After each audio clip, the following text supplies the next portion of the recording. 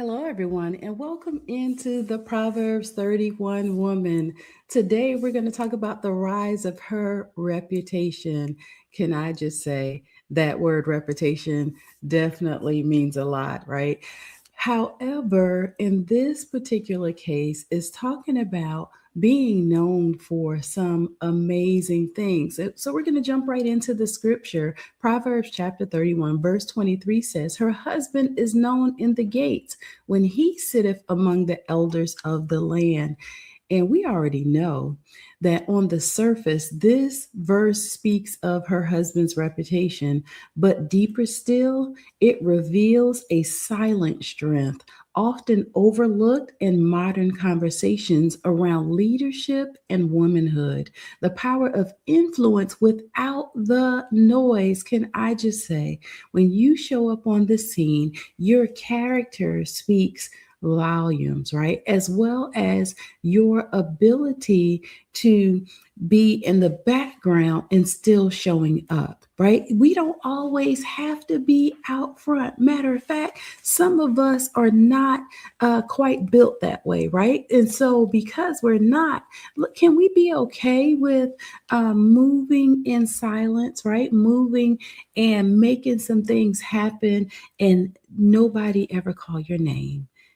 And I know sometimes that can be tough, right? Because being thanked or being well liked and being well loved goes a long way. However, pushing somebody else to the forefront to make sure that they are presenting well, that they are doing the things that's going to make them successful, that they are showing up in the best version of themselves is everything.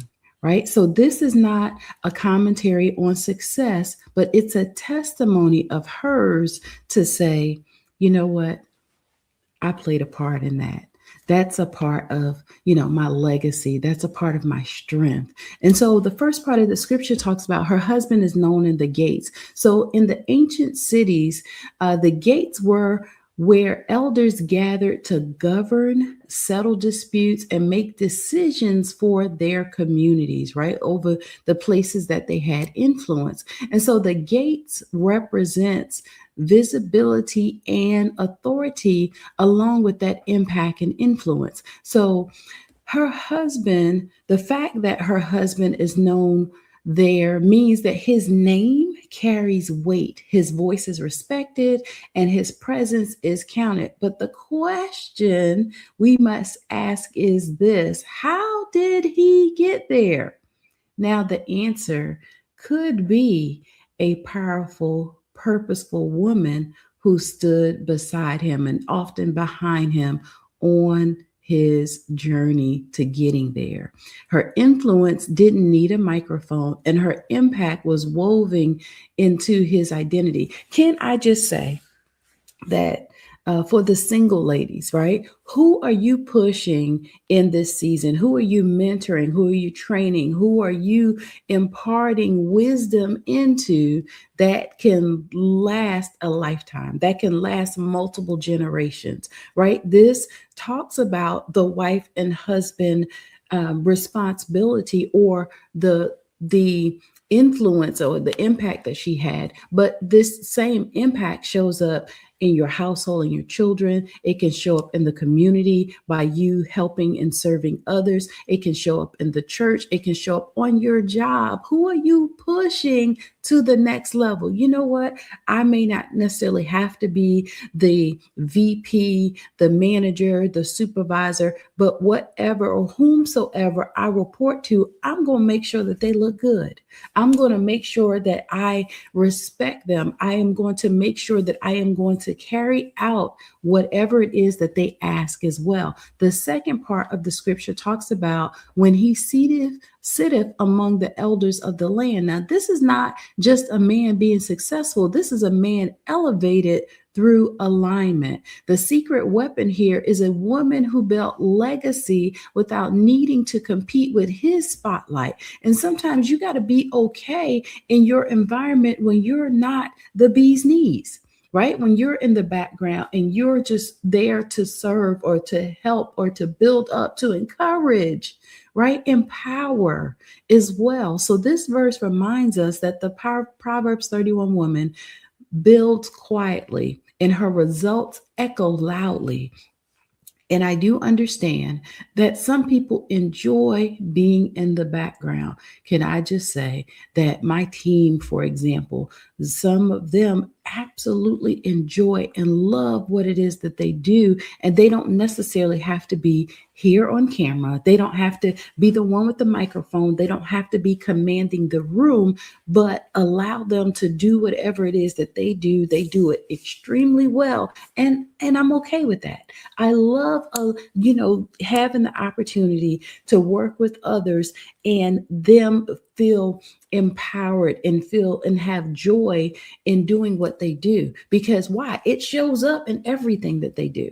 So her household is first or the first field of influence, right? Her legacy doesn't diminish others, it multiplies them. She doesn't sabotage greatness, she sponsors it. And while her name may not be spoken at the gate, her fingerprints are on the future being shaped there. So, of course, let's talk about a modern day revelation. In today's culture, there's a temptation to equate impact with visibility. But some of the greatest leaders are not the ones on stage. They're the ones making the stage possible. And can I just say, if that is you, continue to do what you do. I salute you and applaud you on today for doing that with such grace and such responsibility, like, right, really owning that positioning. So the Proverbs 31 woman is not diminished by her husband's success or others' success in this case. She is the designer of the environment where success can grow. So, whether you're married or single, this verse applies to every woman who covers others in prayer, who builds structures behind the scene, who supports vision without ego, and who creates safe spaces where others can rise. This is not a call to silence, but it's a call to strategic support with generational consequences. Definitely think about what you're doing, but do so wonderfully, right? Do it with lots of joy. So let's talk about the modern day example of this. Kendra was the wife of a state representative. She never sought the spotlight, but she managed the campaign, she coordinated the volunteers, and she prayed over every strategy and raised their children with intentionality and honor. So one day during the speech, her husband said, I'm known in this city because of the woman who chose to build our family like a kingdom. Her value wasn't measured in applause, but it was measured in legacy. So, our takeaway truths is this: your power as a woman isn't always being seen, it's about being strategic. And sometimes your assignment is to raise the kings and queens, not compete for the thrones. And so, when you build others well, you are known by what you birth. Right? People will know because it will show up and it will speak loudly for you, just the same way that we talk about that your name being echoed in rooms that you've never even stepped your foot in as of yet, right? So that is possible and it could be happening right now. So continue the momentum that you've already built. And so our legacy activation is this. Number one, audit your influence. Where are you building legacy in quiet ways that deserve celebration? Can I just say, take a pause right there and celebrate you, celebrate the work that you're doing. Number two, honor your role, whether visible or behind the scenes, your work matters. So speak life over your lane, right? Be okay with where you are if that is the case. So if you're the quiet one in the background and you love to serve there, continue to keep up the good work. Number three, create room for others. Who in your life needs your support, your wisdom, or your belief today? Pick one person and sow into them even the more. Your journal prompts are this. Number one, in what areas of my life have I downplayed my role because it wasn't public? And for many of us, that could be a whole list of things. However, let's acknowledge that on today. And number two, how can I refine success through legacy and not likes, right? Let's get out of the place of where we feel like, oh, well, if they not acknowledging me, I'm not gonna do that no more. I'm not gonna show up. No, let's get past that and let's keep it moving. And number three, who benefits from your prayers, your presence, and your preparation? List all those people, list all those areas, and determine if there's an area that you need to show up in just a little bit more. And finally, our affirmation of the day is this. I am a legacy architect. I build environments where others can rise, thrive, and take their rightful place at the gates.